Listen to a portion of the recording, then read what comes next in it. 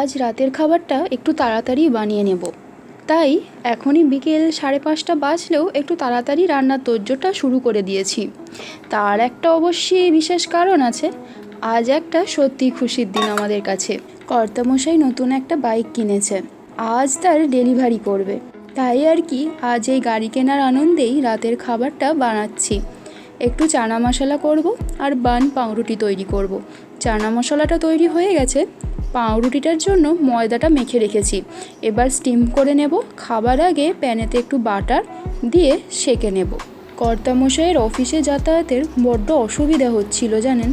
তার উপরে এখানকার অটো আর উবেরওয়ালাদের দৌরাত্ম্য তো আছেই, তাই একটা বাইকের খুব দরকার হয়ে পড়েছিল।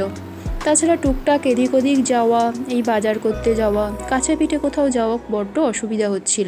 গাড়িটা কর্তামশাই একেবারে অফিস থেকে সোজা শোরুমে গেছে, সেখান থেকে নিয়ে এলে আমায় ফোন করবে।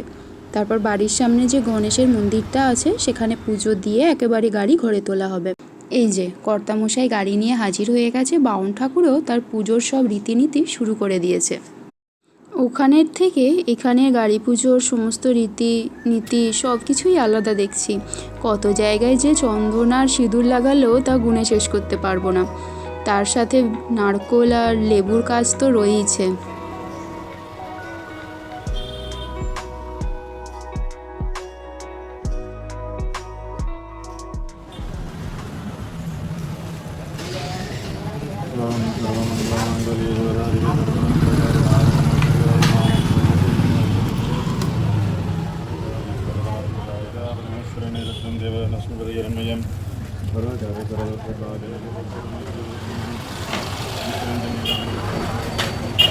It's like coconut.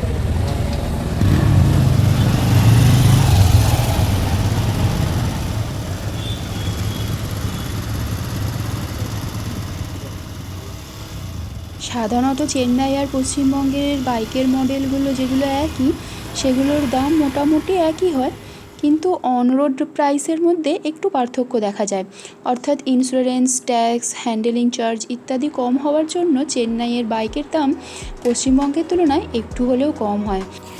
পুজো করে গাড়ি নিয়ে চলে এসেছি, এবার রাতের খাবারটা জোগাড় করে নিই। পাউরুটিগুলো একটু সেঁকে নিলেই হয়ে যাবে। আজকের জন্য তাহলে শুভরাত্রি।